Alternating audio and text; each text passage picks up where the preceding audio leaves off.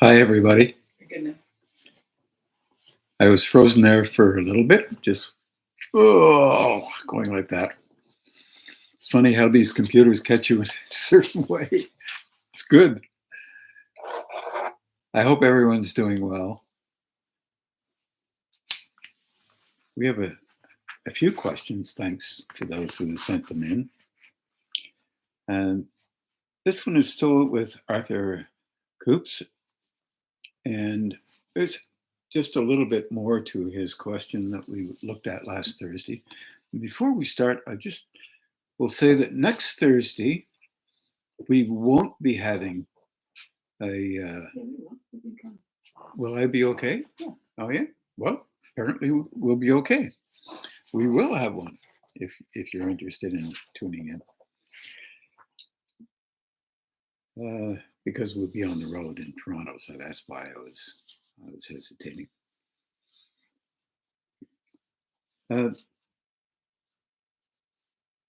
Arthur asks, to what extent is physical proximity needed to help others? Physical, this is from my point of view, of course. You have to think about this stuff in your own way. Physical proximity has its place because basically we all have physical bodies. And bodies are also made up of energy. It's concretized, but nonetheless, it's energetic in nature. Get a magnifying glass, not a magnifying, but if you can have something able to take a look at the cells on your skin, you'll notice that there are cells on the skin. And it's just that we can't go deep enough to see the energy relationship that it might have. But nonetheless, this form is energetic in nature as well, from my perspective, of course. But also, at the same time, remember you have a mind. And if the brow center, or any other center for that, from that any point of view, is open enough to engage with a single thought,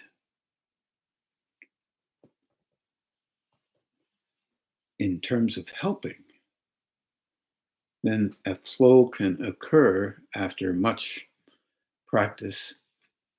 It can occur and engage with others in a very positive way. In other words, it can help another person's brow to open. Usually that energy is related to higher states being able to operate through your brow. In our terms, if the brow comes on too quickly, there will be some form of physical response, often, not always. In other words, you may have a headache or a sore skin, or intensity builds in the body because it's not used to handling more energy flowing through for any kind of a purpose other than the purpose related to how we personalize things. This is just natural and normal. There's no negation in that at all. But as we engage more with our minds, with our emotions, in a way that is, emotions have to be very, very subtle and soft, and they engage then with a flow that is really helpful. If you have a pretty intense system, that energy can still operate through, but when it touches the physical form, it will be intense in the physical form because you're practicing being intense. Practicing being intense means that is how you have had to be in life for a sense to have a sense of survival and of value. So it's not as simplistic as it sounds, But nonetheless, the question has come up. So if you look at it from that point of view, then you can realize also, yes, when you're around others physically, that can be helpful. But also, there are levels that are not sensed physically as much until the physical body can handle a kind of mental energy operating through it or emotional energy operating through it. You have to consider the possibility that your physical system has already been trained in a kind of emotional way because you feel others' emotions. It's a sensing modality. And you also align with that sense of vulnerability in another, and you draw your own conclusions to what that might mean, and then you express them based on how you perceive that other person to be based on how you were trained to see things. And yes, I know we're talking about the personality now, but also it still relates to the physical form. So you can use your responses as a sensing mechanism, but at the same time, it's very difficult to reconsider how you believe responses mean because it's based on how you were trained at home and your view of how that was. And you respond in that manner, and you may respond to another basically in the same way that you were trained to respond to your trainers. It's a bit sketchy and a bit difficult for people sometimes to handle that kind of sensing mechanism because we highly value how we interpret when we interpret because we don't want to be interpreting and thinking that the interpretation is wrong. We automatically then think it might be right. Do the opposite. Interpretations could be right, may be right, may not be right. Might be a little piece of whatever it is that you're sensing in there, but maybe not as much as you think you are sensing. It's difficult because the personality has already reflexively, unconsciously made up its mind about how it interprets. And it doesn't interpret by figuring it out, it doesn't slow down that fast. It interprets reflexively, really quickly. Anyway, maybe that, hopefully, it might be a little bit helpful, Arthur. Um, let's try another one. I know I touched on this a little bit. When turning the hands on, do you recommend I look down at them with the eyes or with eyes closed using the mind's eye? Yes, I think I did talk about that. Yeah, look at them if you want. And you can turn your hand and look at your hand as well. Energy comes out of the eyes, going to the hand and vice versa. These things then increase the flow in the hands and increase the flow in your eyes as well. Remember, because each chakra affects each other of these chakras or valves. Some Indian teachers say it's good to start meditation with holding your breath a number of times. What is your experience with that? They normally call that pranayama, which most of you would know. And there are some simple in and out breathing mechanisms that I think are reasonably helpful. Sometimes people try to overdo things. It's like an impression system. But if you do a very simple one, in the old days, there was a simple one that everyone often did, really, really simple. So something like this, you Close one side of your nose off, and breathe in. 5 seconds, let's say. Then hold for 5 seconds, no breathing. And then do this. And now breathe out for 5 seconds. Hold for 5 seconds. Do the same thing over and over again. There's various renderings of this.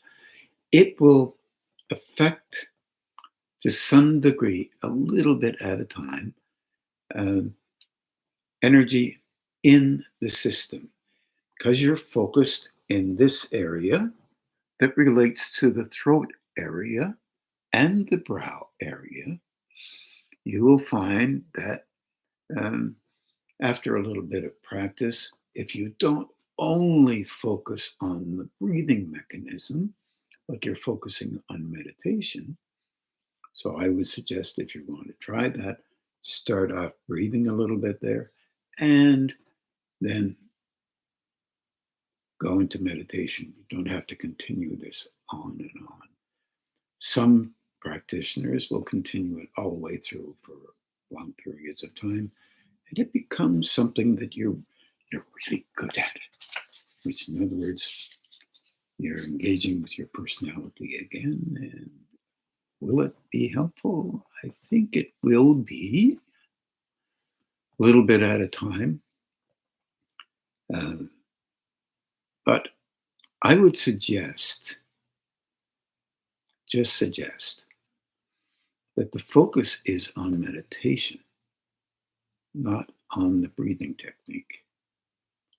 Will the breathing technique help your system calm down a little bit? It might. Depends on the individual. If you are pretty chattery in your mind, you can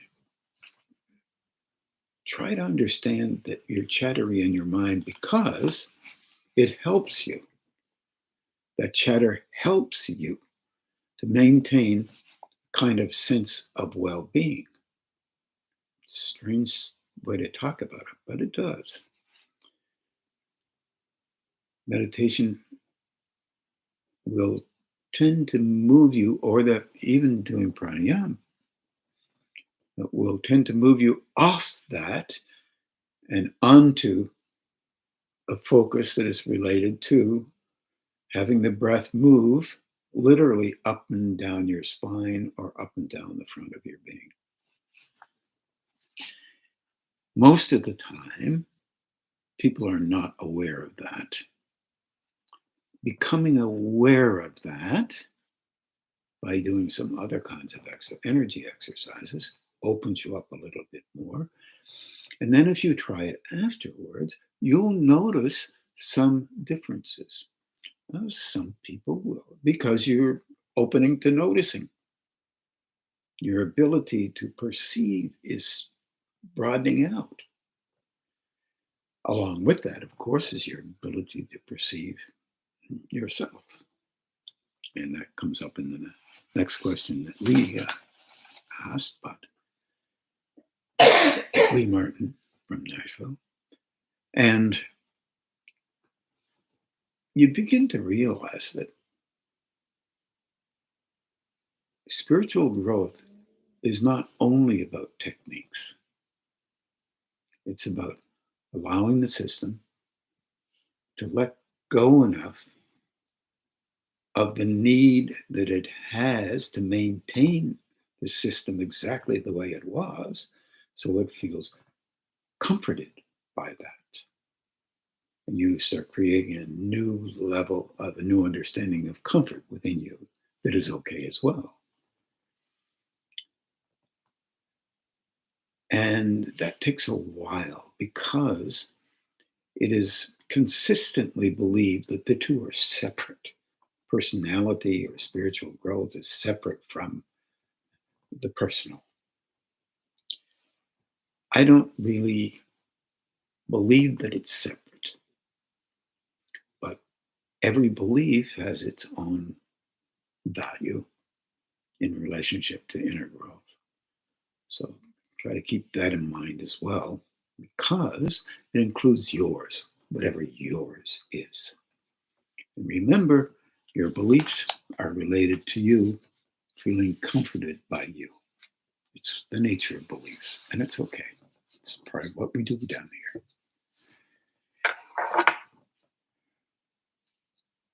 So the answer to that question is yes, with, I would say, to be moderate in that.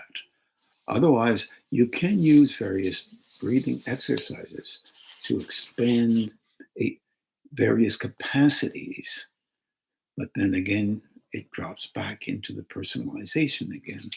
And you begin to believe that these capacities relate directly to you being spiritual, and they don't. They're just byproducts, and then often they're taken away, literally, because they serve another purpose, and that other purpose is to make you feel comfortable as you grow. Comforted, and it's a comforting thing.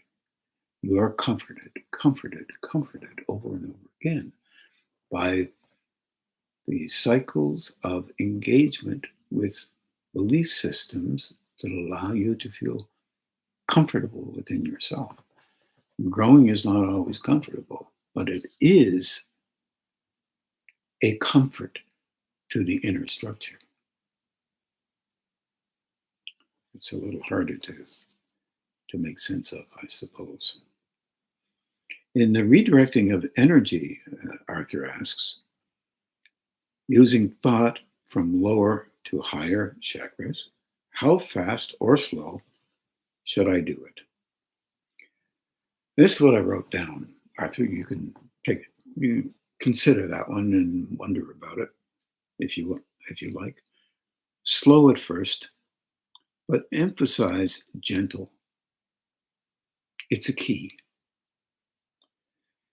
As the intensity of getting it right softens, a single thought and a letting go makes things easier and moves things faster. The personality needs to have a sense of control to make it feel comforted. Once again, that comforting. Comforting is a very valuable thing. Unknowingly, we use it all the time.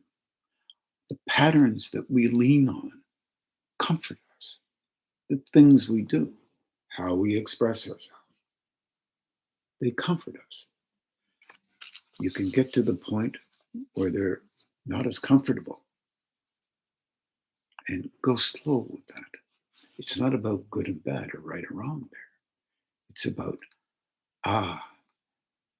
that's what I do. Okay, that'll happen again. I'll see it. I'll try to see it next time.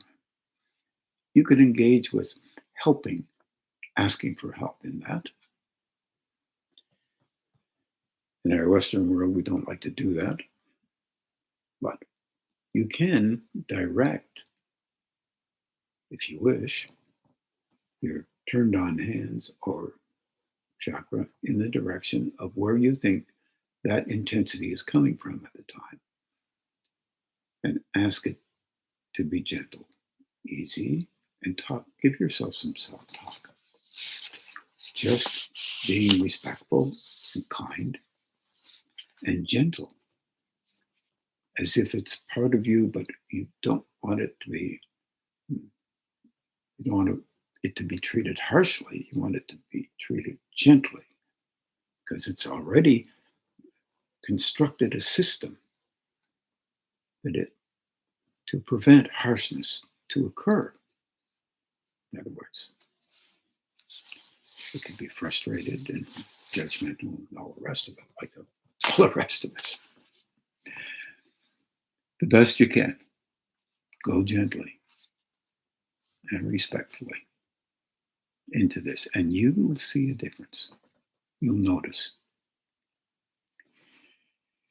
Here's a question from Lee Martin. Regarding one's spiritual growth, is a sense of self-worth helpful, harmful, irrelevant? And this is a real interesting question. And not easy to understand or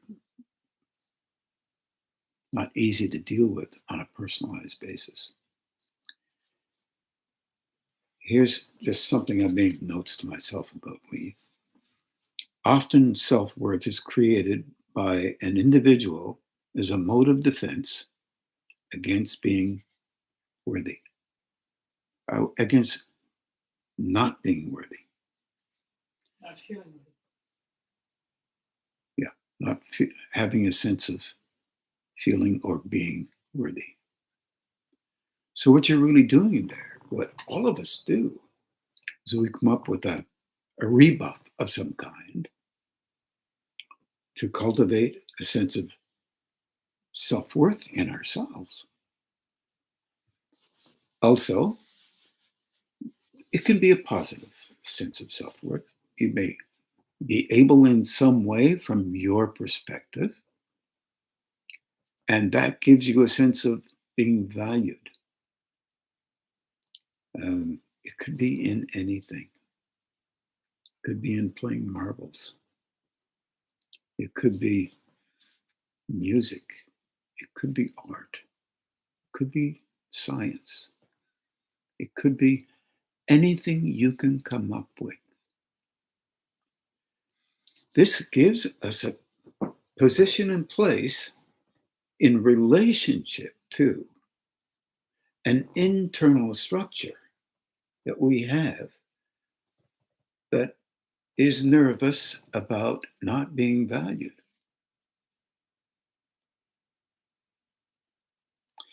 It's really difficult to see this unconscious reflexive response mechanism as a plain mechanism, something that we do, because it comes out reflexively so fast. And then it is defended. That defense is defended and maintained as valued. And what we forget then, it's the thing we do that's valued, not the self-worth within ourselves. And this is natural in our world. On these planes, this is what passes for being valued. Often the word is being right, or having a sense of being, in fact, the only right, which is not real. Doesn't matter. Gives us a sense of comfort. Real self-worth is mixed with a sense of vulnerability. That sounds strange. Mixed with a sense of vulnerability. Now, why would that be true? Well, various styles of personalities, behaviors, or reflexive responses all over the world are an unconscious response to various moments of internal and or external pressures that the individual has faced and believes it still faces and can be facing in any present time. Well, just a minute now. There is a sense of vulnerability in this. Where does this self-worth come in? If you move through it, get to the other side of feeling vulnerable, one often says, then you feel as if you have done something. Something is really there that you personally have done.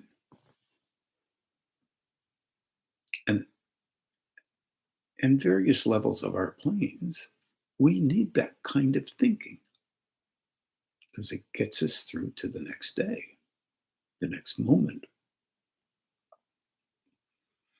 But in fact, there is a level of worthiness inside of us, whether we've done nothing or something, that gives us a sense of worth.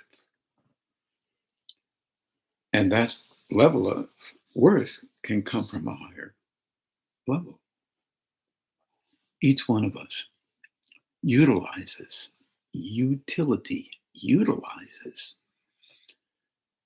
what often people call a will to act in a certain particular way. I would call that the use of the love available within you for you to act in a particular way. That's we have to think about that one to make some sense out of it, I'm sure. Makes sense to me. However, it doesn't look like loving sometimes. It looks like this is more right than that. This is how it shapes out on our levels. If we could learn how to be kind to ourselves and be willing to allow ourselves to see those things from different perspectives, which is very difficult, we would begin to understand there is another kind of worth within us. We could call it self-worth, that is related to a higher state. None of us do this well because it's not the nature of us to teach others that that's of value. And it has not been our teaching. I listen to some people and they sometimes talk about being brought up in a certain kind of a way to respect other people. And I often say, good. And why do I do that? It's such a crazy thing because it sounds so weird. Because it gives you a few seconds to also recognize how you really feel inside. And sometimes you'll feel like you really do. You're trying to respect that other person. And the other times you will say, well, the guy's a jerk. Why should I respect him? Blah, blah, blah, blah, blah.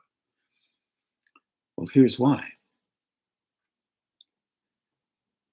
If you can allow yourself to see what's going on inside and attempt to gentle you down and understand that you're just looking at another option of relationship within themselves when you're looking at another, then you can see inside yourself that you're just looking at another option within yourself of seeing how things should be under these circumstances. You might be willing to learn beyond what you've been trained to do so well. This is not easy. And why would you do that? Okay, that's a good question. You would do that because as more energy comes into you, it expresses itself in the way that you are. There seems to be a need for us to understand ourselves with respect, gentleness, kindness, recognizing that we're imperfect and it's okay. And we're not always right. And we're not always wrong. But how we pigeonhole those words is really basically involved with a defense from a higher view of a personality that is not only content with what it sees in itself, but finds itself a little superior, and it cannot willingly allow itself to see that because it will be uncomfortable. So the slowing down of how you see things also allows you to see some of the hurts you have inside of you. I would respectfully suggest that you use a sense of energy work on that. Ask that energy for healing as well as the sensing of those things that do exist in us, but ask for healing for it, for help for it. That leaves you open more, less defensive slightly about defending your defenses. In other words, defending your self-worth on these planes. If you are really able, help. Help others just by a simple thing. I'll give you a real mantra if you want it. Here it comes. I haven't got a clue what I'm doing. That's the mantra. But if energy can operate through my system for a purpose related to the help of another, please let it be so and help me to be able to handle that flow within me getting stronger. You don't have to do that if you don't want to. This isn't something that you have to do, but it helps. Have to figure that one out for yourself. Remember, you are growing through you.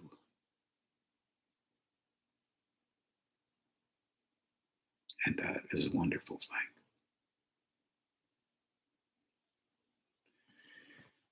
There may be something else here that I'm leaving out, so let me just take a look. So I said self-worth at a higher level at best exposes these defenses to the conscious mind because they're reflexive often. And we may not like them, so therefore we give ourselves a hard time about it from time to time.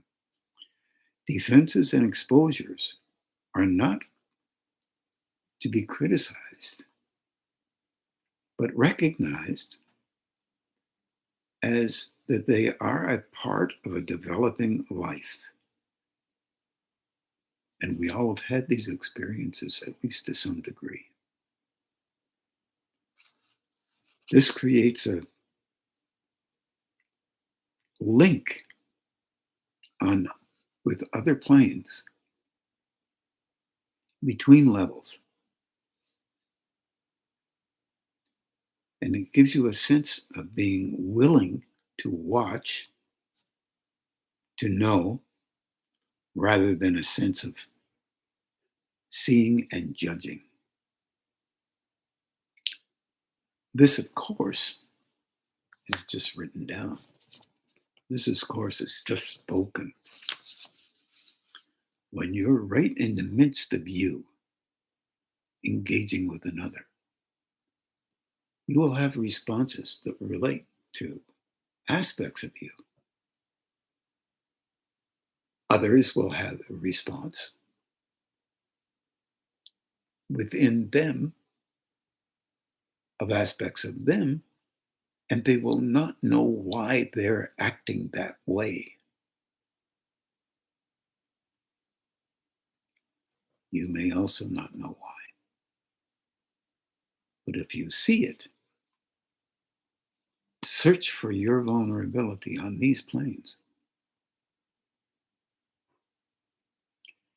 even if the other doesn't search for theirs and their measure of value from their personal view of life, you have at least attempted on your part to grow.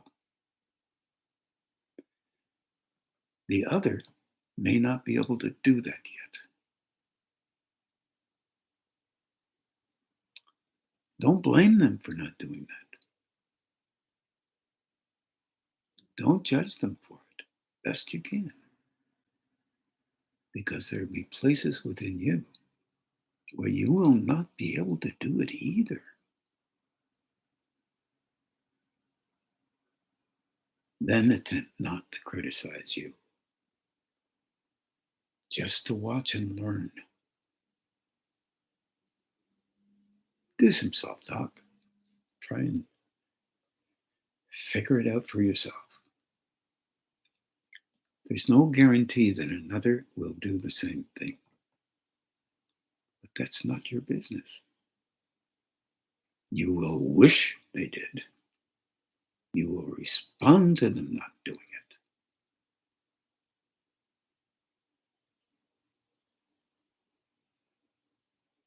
But they are growing through them, and you're growing through you. Do the best with that, the best you can. That way, you can be, I'm going to say this word, and I don't think the word is the right word, trusted by another state to be willing to work with responses that aren't yours, that express in you because you happen to be in relationship with these planes.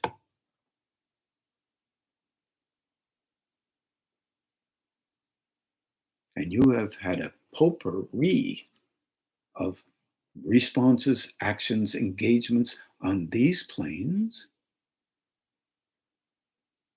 the same as others have, where others may get valuing this way of engaging, others may get valuing this way of engaging, others get valuing this way engaging, this way, and all of those ways, 360 degrees of them, are all right, according to each individual who uses those places to comfort themselves on these planes. And if they didn't use them, they would not be worthy of anything.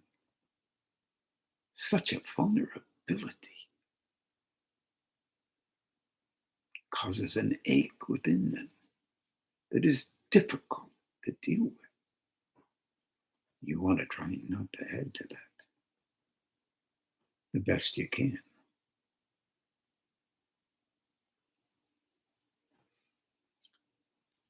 Try not to harm anybody, and you know you will, because you will be harming them, not through your view of how you are doing it, but their response internally. And you do the best you can with that, and that's all you can do. Well, I hope that helps a little bit. It's not an easy one to make any sense of, I guess, from my interaction with it, but it's not easy to deal with either. I might mention another thing about those higher states and their linking. You have, in a moment, you'll have a sense of kind of an internal link. And then, in a kind of a way, the originating way of acting, which is internal because it's there because it really helps you to survive under certain circumstances.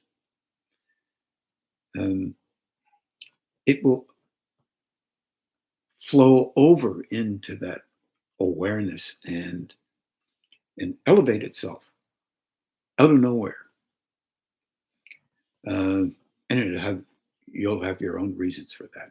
So is everyone else. Just see it the best you can and say, my goodness, I wonder what that is. Okay, no worry. It'll come around again. I'll have the opportunity to see it again. If you look at it from that perspective, those higher states help you to see it again, help you maybe even to understand it. A thought will come into your mind. Not disjointed, negative, or anything of that kind, more just a thought. Very constructive. It's almost like saying, did you see that one? But all of a sudden, the words won't be there necessarily. All of a sudden, you'll just whoop, an awareness that you're conscious of is just stretched. And you see something you didn't see under those circumstances before. Soften right down the best you can. Whoop, okay, I saw that. Wow, that could be a reflex. Give me a hand with that, best I can. Don't tell anybody. It's not necessary. See it, know it. You're cultivating a link, internal link, not an expression link, an internal link with something within you that relates to that higher state. Go slow. This concept of process is often slow.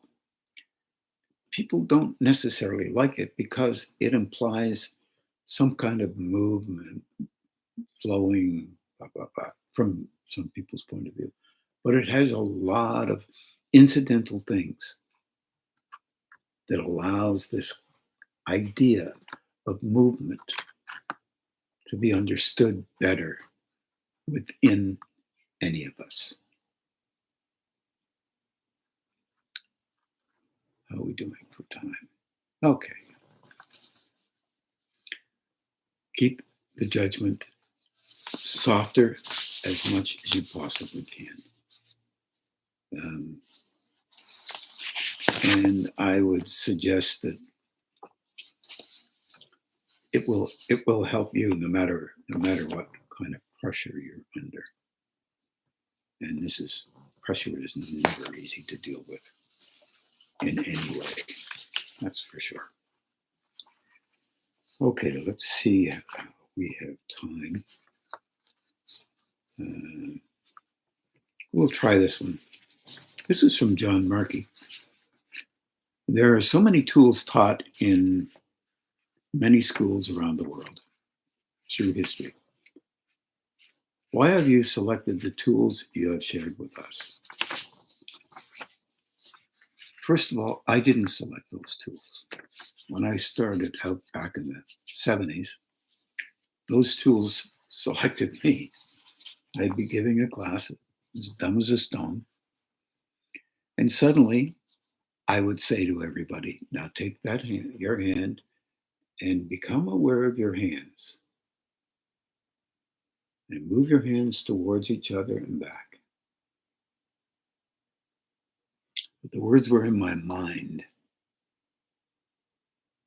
And then I said, bring the hands out here, and each night that I taught, I would take one center, one valve, one chakra. And I would talk about those and their relationship with our personalities and their relationship with the higher state. Often I didn't get to the higher state part because the personality stuff was so strong. But I would trust that interaction. So I did it myself and found that it worked. And this is after doing them. And I found that the energy got quite strong and interactive on most levels. And most of those things that I gave you, I know they work.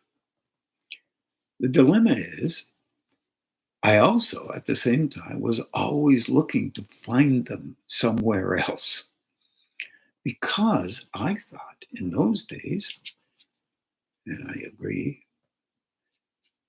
that first of all, the most important thing is to have that energy around us and in us flow in a manner that could relate to a higher state.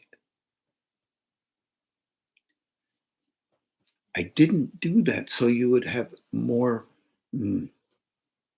capacity to read people's minds, engage with being able to see inside what happened last week and tell the future and all of this.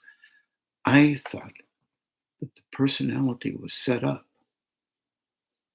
to be used by a higher state for a purpose that related to increasing spiritual engagements with these planes and thus begin to help the whole of the species.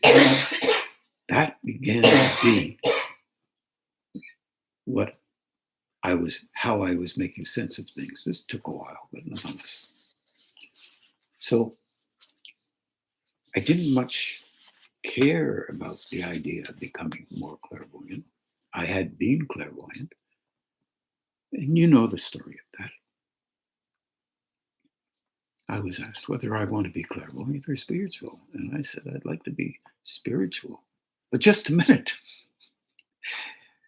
Every now and then, could I be a little bit clairvoyant so I can help people and be a part of this myself? And no response on that one, of course. So my clairvoyance that I had before just went softly like that and out in about a week and a half to 2 weeks. Now, the engagement at that time was, oh, you must have done something wrong.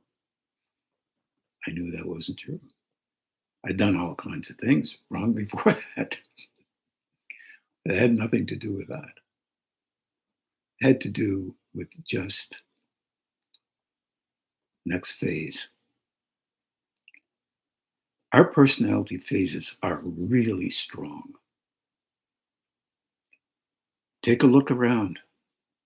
People who do this and this and this and this and this, they're considered very important. Nobody looks for the unseen beings who are really able from a higher state. And I had a hard time understanding that at first. And so then I began to be moved in their direction, and I would meet one, two, whatever. I've told those stories to people because they're links with a higher state. And it trained me to think that that may be possible. It also trained me to know that the personality will interfere with anything and make it its own because it feels better that way, feels comforted because it's so vulnerable. It has an automatic reflexive defense system was trained into it through the experience of its own relationship with life. And perhaps relationships with other times. But nonetheless, those energy systems that I talk about, I know they work. So one I found, the pump, I found it both in China and in the Hebrew background. I was fascinated by that. They do it a little bit different, but so what? It helps energy flow around the body. In the early stages, this is really important. Almost in any stage, it can be even more important depending on the links that can occur within you based on how you can let go of the need to be in charge as a personality and be recognized in the view of others.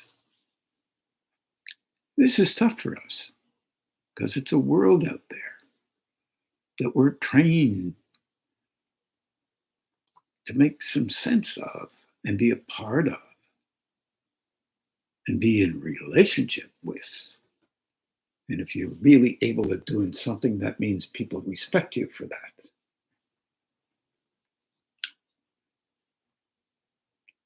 And the personality and the imagination are unbelievably able.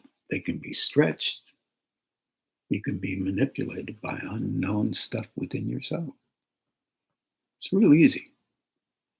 Patterns that you see as valuable. And the next thing you know, those things have taken over because they're reflexive. There's nothing wrong with that, but can't call it. It's a phase of spirituality because everything is spiritual from my perspective. And that was a hard one to swallow. But your relationship with the higher state enables you to be helpful to some degree, to the degree that you're able to let yourself go. This is not easy.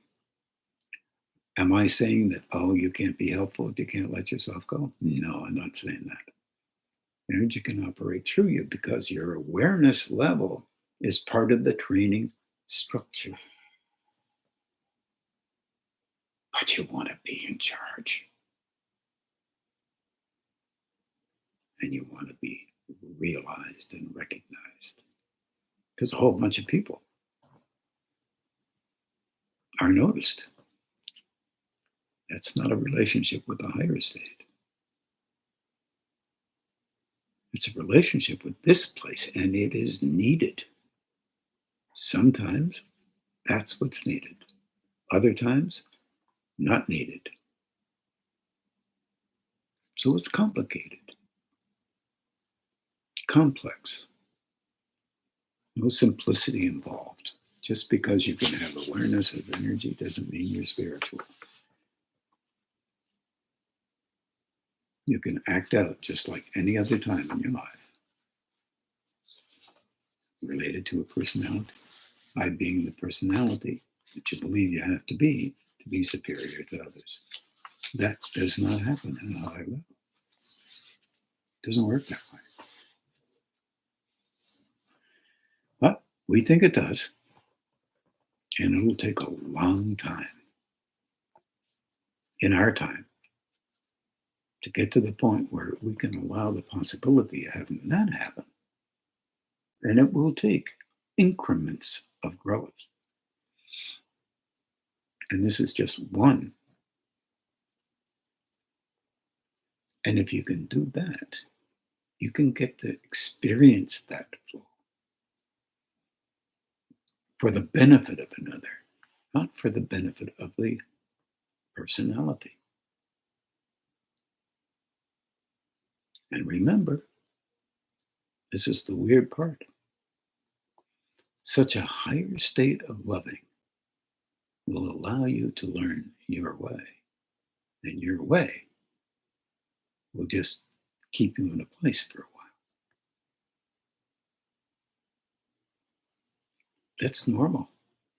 So there's no negation in it. So in this particular question, if you use the systems that you know, you'll grow. If you use other systems that tickle your fancy, because you've already been open to some degree to be aware of energy, you'll notice if they work or not. Remember, it's like using a wrench or any other tool. It's a tool. The real growing happens inside you. One tool that really works will be effective only if you use it. And that's the way it works. Our personality will design anything to be valued. I've seen it happen so often, and so have you. Hopefully, you've noticed that that's a possibility. And if you have, that's great. Already, you've learned something about your own engagement with how you relate to growing. Be okay. If you see something that doesn't appeal, learn from it.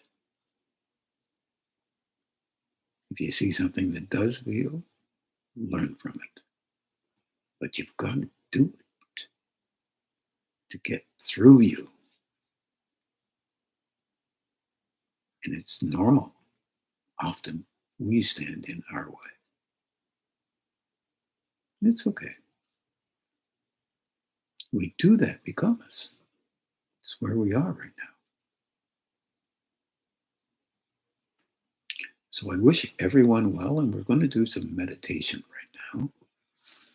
And I'm not sure what we're going to have on that for music, but don't despair. We will have some.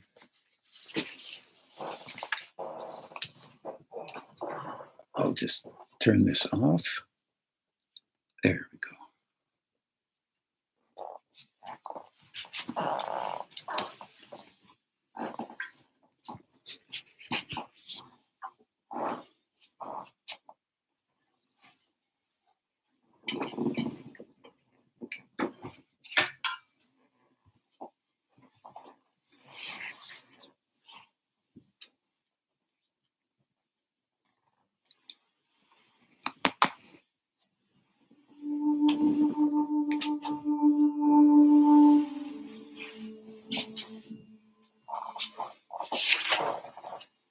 Thank you.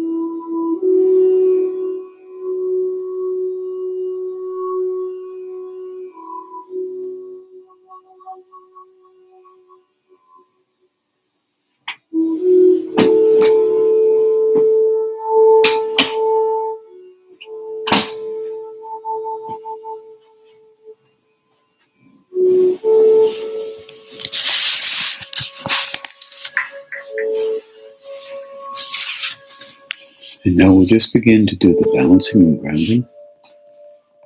And good night, everybody.